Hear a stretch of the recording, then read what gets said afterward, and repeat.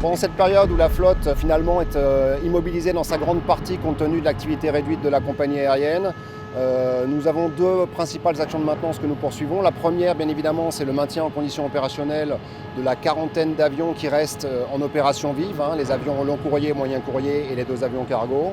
Et puis pour les avions qui sont temporairement arrêtés de vol, on a une obligation réglementaire vis-à-vis des avionneurs, Airbus, Boeing et des motoristes, qui est de stocker les avions, de les préserver. On n'a jamais connu autant d'avions arrêtés au même moment, au même endroit.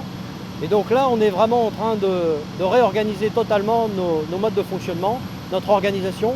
Les travaux sont assez variés, essentiellement autour de la protection de l'avion contre l'intrusion des corps étrangers. On a des travaux de purge de réservoirs carburant pour éviter le développement des bactéries. On a des travaux de vérification et d'essai des commandes de vol.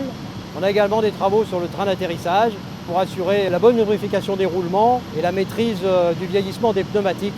On a nos avions qui sont maintenus dans le meilleur état possible, de façon à ce que le jour J, grâce à l'investissement de nos salariés, on soit capable de remettre notre belle flotte en l'air et pouvoir assurer le meilleur service à l'ensemble de nos clients.